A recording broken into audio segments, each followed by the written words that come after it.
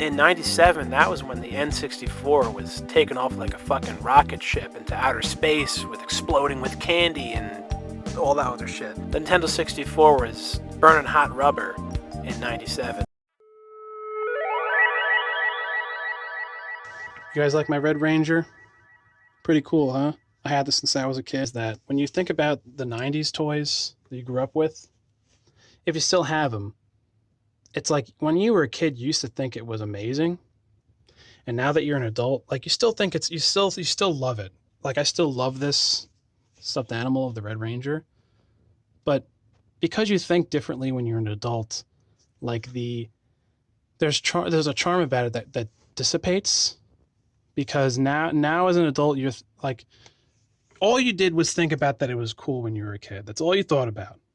But now as an adult you're thinking, gee, it could have looked better looking. Gee, it could have had better color maybe. You think practically as an adult, and you don't think that way when you're a kid. So you do lose that. You lose that charm of looking at your older possessions. And what I realized what you could do is like pretend. Like look at this and pretend that you were a kid again. And remember, and you might remember what you once felt about this or your other stuff.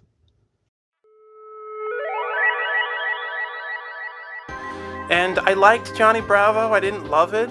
I didn't think it was as good as the other cartoons, but still, you know, even Johnny Bravo had some funny stuff in it, some hilarious stuff in it. Where's the other seasons of Johnny Bravo? Now, I know nowadays, like, very controversial, Pepe Le Pew,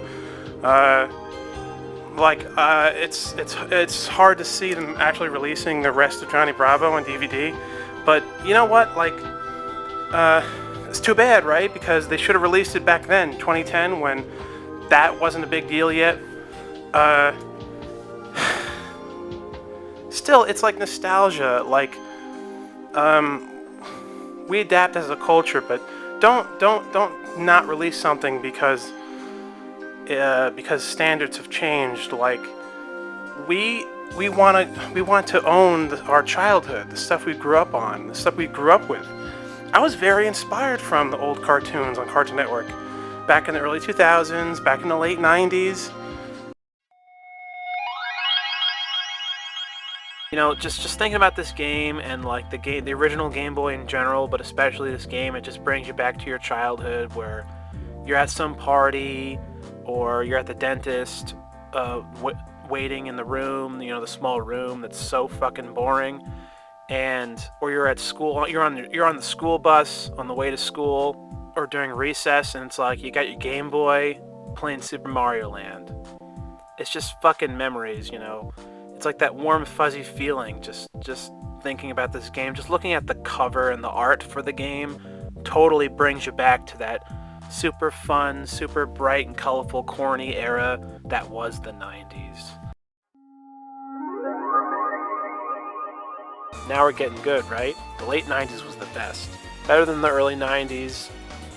I would say the best years of pop culture to me are the late 90s and the early 2000s. I'd say probably 95 all the way to like 2000, 2005.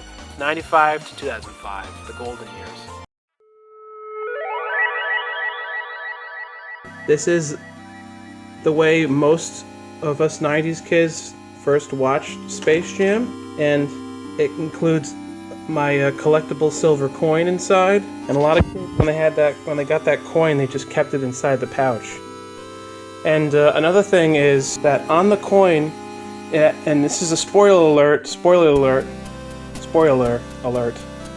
On the coin, it actually says the final score of the game of Toon Squad 78 versus the Monstars 77. That's really awesome because it's like an historic event. It's like, oh, that's the final score, you know? On the other side of the coin, I believe it's Bugs and Jordan and Daffy. So on one side you got the good guys, on one side you got the bad guys. And it just made Space Jam extra special. That included this special silver coin. No other childhood 90s movie, animated movie ever did that. Here we got in my opinion, a very special tape. Again, no one gives a shit really, except for me. And hopefully other people, you people in the comments, comment if you care like me. Back in the day, getting into Dragon Ball Z was a phenomenal thing. And this is the Arrival VHS tape, which has the first, I think, 3 episodes of the beginning. This is like the very beginning of Dragon Ball Z. And this tape is like amazing. Like, look at the dragon in the background. Those eyes. This is just like an amazing way to present the beginning of the greatest 2D animated show, cartoon, anime. And people always say, well, Dragon Ball Z is the greatest fighting anime. No. Dragon Ball Z is the greatest anime, period. Not just the greatest fighting anime. Because it doesn't just have fighting in it. It has other stuff as well, like relationships and all that. Not that it does everything the best, but it really is the closest, I think, to being the best. I think it's the best. Right, Goku? Yeah. This felt like a movie because they combined all the episodes into one. They edited all the first 3 episodes into one feature. So it felt like a movie. And they presented it like a movie with this tape. This fat tape with the gold. So this is a special tape. If you find it's the only Dragon Ball Z release that's in pure gold. During the 90s and the early 2000s, there was this anti-adult movement that was going on. It seemed like there were all these movies and cartoons that were coming out, and it was always like the kids were the smart ones, the kids were the ones that were underappreciated, didn't get the kind of respect that they deserved, weren't listened to, always made to feel like our opinions didn't really matter like the adult opinions mattered. There were all these movies and cartoons and comic books that came out during the late 90s and the early 2000s, and as a kid watching these things, it was fucking inspiring. It was amazing. It was like a magical generational experience. I mean, this was like our Woodstock. The 90s generation, those of us who were born during the early 90s know exactly what I'm talking about. All these movies and cartoons and stuff, and as I was growing up, I thought that school was corrupt. And when I do more research about school and other things like that, as I grow older, I still feel that way. It's not a sign of immaturity. It also doesn't take an adult, a full-grown adult, to realize how corrupt school is. You could have realized that when you were a teenager. Yeah, that was another trend on the Game Boy. Special games would have a different color cartridge. They also did that on the N64 as well. It was especially cool on the Game Boy because, I don't know, it was the Game Boy, so it was a tinier system, so it was like when you had a cartridge that wasn't just a typical gray cartridge, it was like, ooh, it's special. It's a different color or has sparkles on it. You gotta love that shit. It was like owning a trading card back in the day when trading cards were huge in the late 90s. And it was holographic or had sparkles on it when that trend was going on. So Nintendo did that also for their cartridges, for their systems back in the golden 90s. So very flashy. You don't see that anymore, though. But look at how phenomenal this cover is. It's like Pokemon was taking over the world. I always loved this cover when I was a kid. I would just look at it, all the silhouettes of all the Pokemon. Just fucking awesome. The power of one. And I loved Lugia. I saw this also in the movie theaters. Another movie that was a big deal.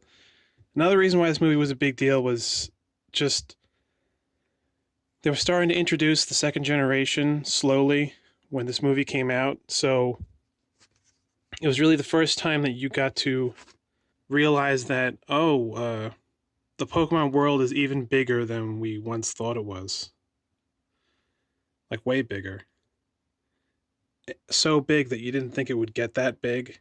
We were all amazed that there was 150 Pokemon, but now there's 100 more.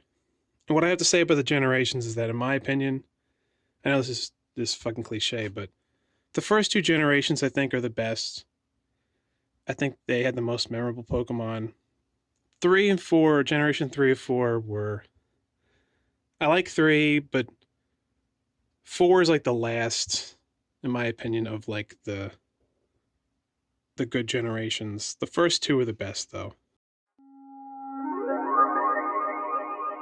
It's hilarious. I love this movie.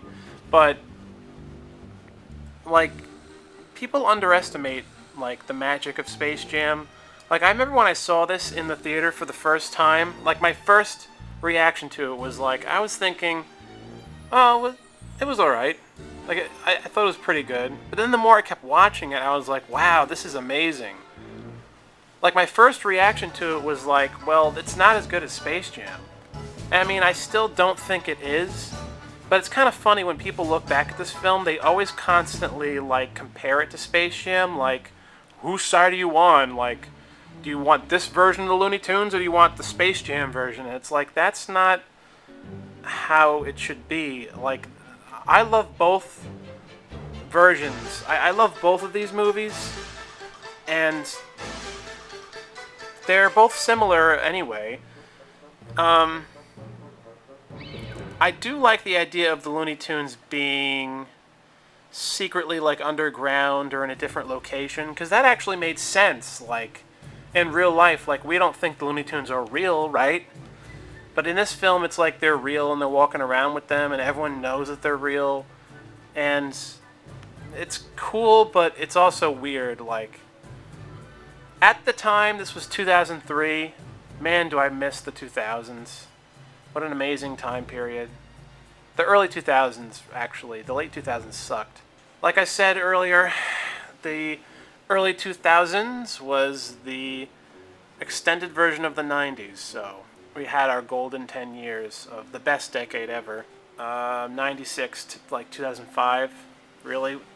I mean, that's a different video on it, all on its own. I really like the pairing also. You got Bugs with the girl and Daffy with the guy. Brendan Fraser was hilarious in it. Jenna Elfman was entertaining. And Steve Martin was Marvin Acme, and he was really funny in the movie. And his scenes actually remind me of Dr. Evil from Austin Powers. And when you think about it, Goldmember, Austin Powers, came out the same year as this, 2003, so... Back in the day, it was just really cool to have when you were super bored and in the doctor's office or at school and your parents were talking to the teachers and you just had that. Lord Slug. I love this movie. Now, you all remember the Gargoyles, right? Cartoon in the 90s. Doesn't he look like one of the gargoyles, like the older gargoyle? Like that outfit. You know, and he is like a bat, like a gargoyle. I always thought that when I was a kid. But anyway, in the 90s, they had all these super groups. You got the Turtles. You got Street Sharks. Biker Mice from Mars. Power Rangers. And, you know, it was always like 5 of them. The Gargoyles. The Mighty Ducks cartoon. That's another show people don't talk about anymore. I love those toys. Anyway, I think this is a really great movie. I think it's the best Dragon Ball Z movie, in my opinion. And it is underrated. And the music on the tape, by the way, you see, featuring music from Disturbed and the Deftones. Only the tape version of Lord Slug, the VHS tape, contains these American bands in it as the soundtrack in the movie, which is really nostalgic. Anyone growing up in the early 2000s like me, in the 90s. It's not on the DVD versions. They removed it. So the only way you can have that is if you buy the tape. But you know something? It is pretty much a lot like, actually not a lot like, it's exactly the same as George of the Jungle. If any of you 90s kids grew up my time, if you remember that old Brendan Fraser movie, George of the Jungle, this is like an animated remake of George of the Jungle. The romance with the girl from the city, and she meets the wild man in the jungle. It's the same exact thing. Tarzan in this film, he slides on the vines in this film. And he does a lot of really cool, neat tricks with the vines, and it's like he's skateboarding on the vines. That's a very 90s skateboarding, X Games, Tony Hawk stuff going on there. It's very 90s stuff with all that. Also, if you play video games, Sonic Adventure 2 Battle, I'm a big Sonic fan. That video game came out in 2001 or 2002 for the Nintendo GameCube, and he grinds on the rails in that game. And Sonic does the same exact thing with the rails that Tarzan does with the vines. So it's like Sega took this that Tarzan does with the vines. It's like they took that idea from this Disney film, Tarzan, and had Sonic do it. But Tarzan did it first. I just know there's a strange connection with that for some reason. By the way, I just thought I should point this out. This is a kind of a rare Jordan figure for Space Jam, where he's wearing a blue outfit, which doesn't appear this way in the film.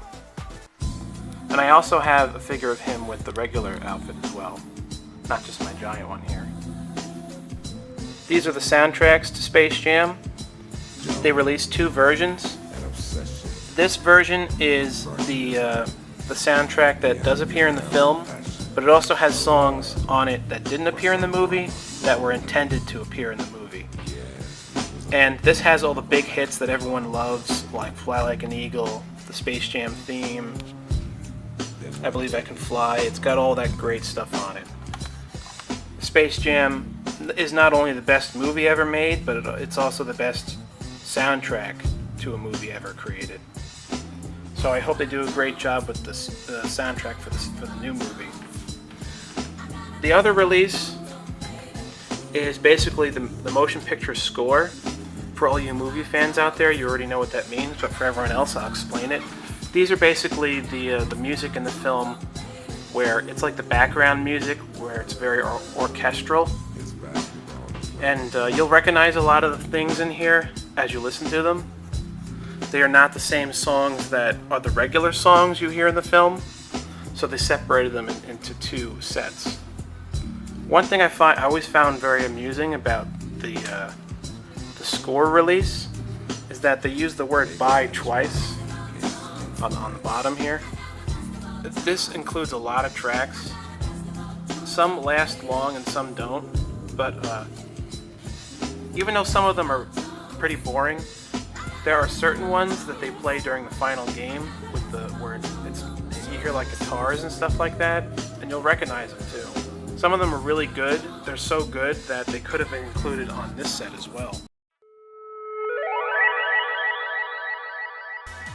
For those of you old enough to remember, Tiny Toon Adventures was a cartoon in the 90s that aired on Kids WB, and it featured the Looney Tunes as like little kid versions of them, and they all had different colors and different names, but they acted similar to the original Looney Tunes characters that we grew up with.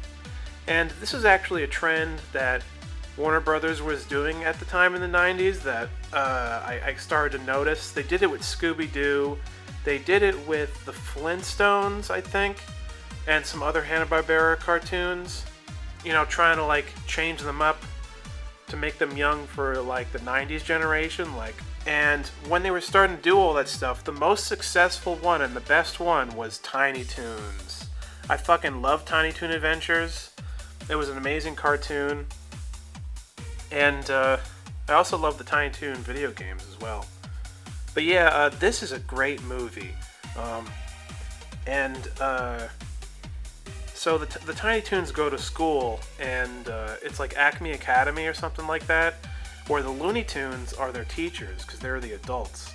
So it's like the Legends teaching the young kids how to be loony, kind of like the Jedi Council in the Star Wars prequel trilogy with Anakin Skywalker. But yeah, it's like the Looney Tunes in this show are like the Jedis, and they're teaching the young generation of the new Looney Tunes. One of them I'll say is that the clouds. I don't see anyone talking about this on the internet for some reason.